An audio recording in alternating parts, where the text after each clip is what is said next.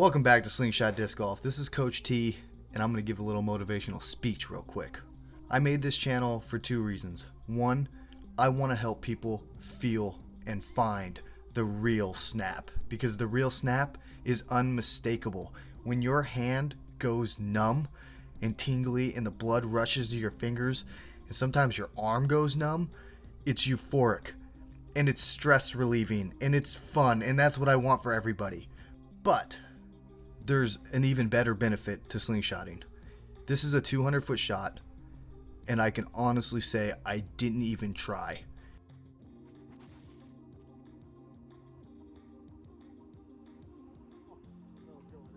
This is the kind of shot that used to hurt my arm, but now I use my body to slingshot my arm. And you can see I don't even have to turn my body very fast, but the fact that I lead with the body, it makes it effortless, like truly effortless. A 500-foot shot, that takes a lot of athletic effort. The 200, 300, even 400-foot shots, being effortless and not hurting my body, that is what I truly want for everybody. Let's get into it.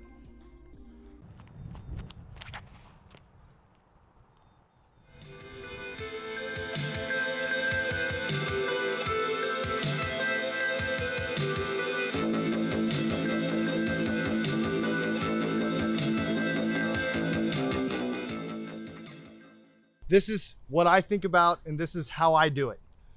I consciously try to stay away from 90 degrees. I stay away from the power pocket. This right here is an angle that I never think about, nor do I try to get to. I try to get the whole body through and get to this angle, which, as you can see, it's not a right angle. At the shoulder, it's more of like a 70-degree angle, but I don't think in angles at all because it's a sports move. For me, I need to be liquid. I need to be water. It really feels like a whip. Because your body spins the whole way through, your whip, it's going to go through a lot of angles during the spin.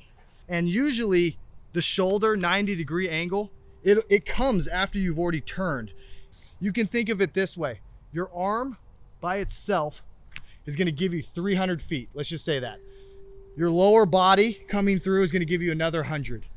Your left arm and your upper body is another 100, right? That's kind of how it worked for me, and how I got from 300 to 500 is because what mattered most was getting all the weight transferred, and then kaboom.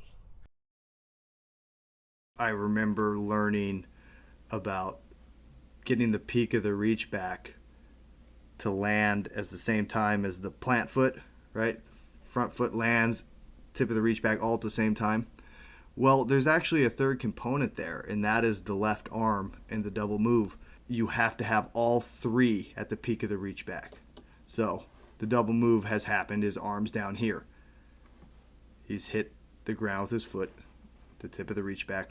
Land the peak of the reach back when the foot lands. You run up and you have all that momentum, and you stop right there. You're actually stopping right there at that point, and then you're having to accelerate the arm. But because you stopped all that forward momentum, you actually don't get like any of it. So you need to have all that at once. You have to have that there at the same time. What that does is that gets your body spinning before the reach back is back, and we've talked about this many times. The whole point of that is that the momentum never stops. The momentum keeps going, and then it moves and it turns. The arm, which is behind, gets launched as a consequence. The more fine detailed version of the timing is you actually land the foot first, the whole body then turns, then the arm comes through. It all happens so close together. That's why it's a fine detail. Okay, watch that right foot.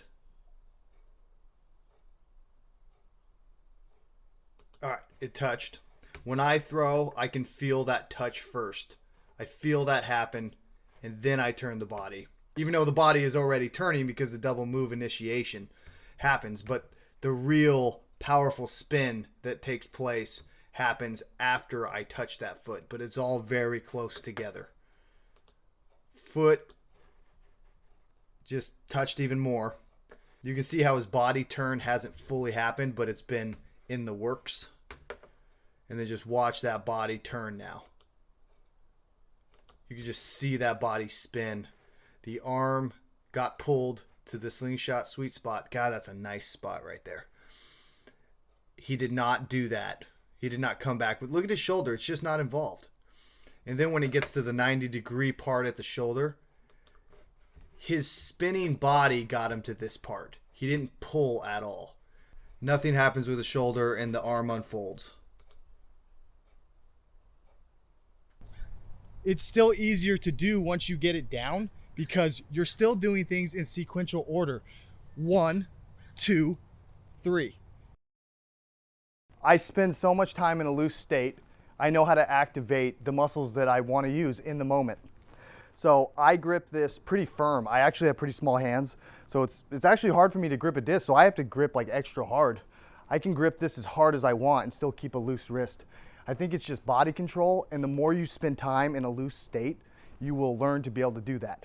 I truly don't believe that you have to be a natural athlete to gain control of your body in this way. And you'll learn to activate muscles and you'll become more athletic.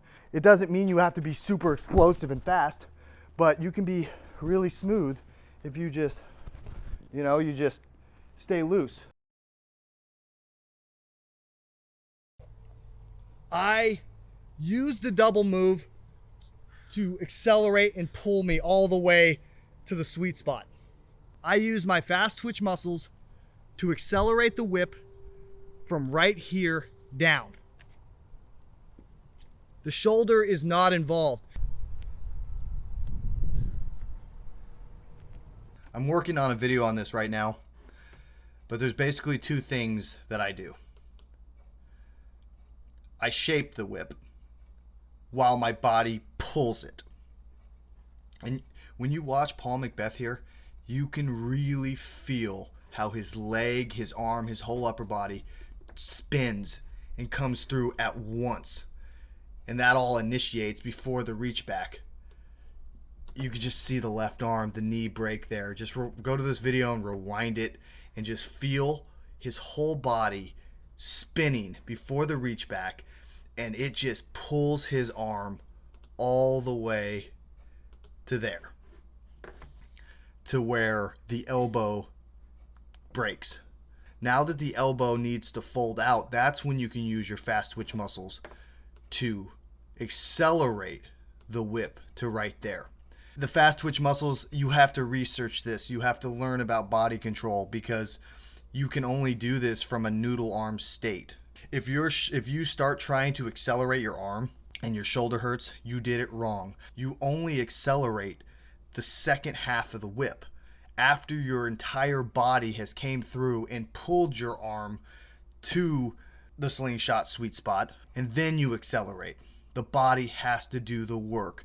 And then that acceleration, it's not forced. It's easy and it feels supercharged. There's just something about it. It just feels like you're not using your arm even though you're accelerating the arm. It's hard to explain.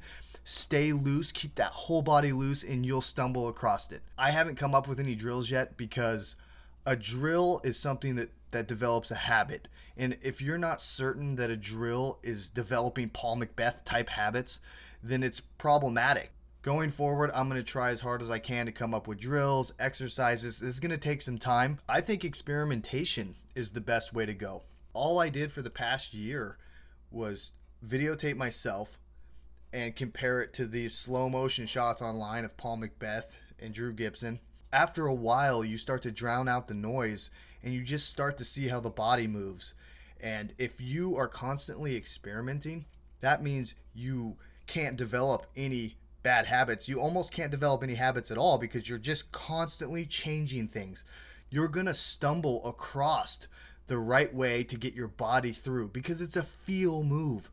Get loose, become water, simplify it, get that body through first, and then sling the disc. It's gonna take a lot of time and a lot of practice, but everybody can get their body through first. I know it. I kind of had a busy summer, but now I'm free, and I'll tell you what, Coach T is fired up and ready to make videos.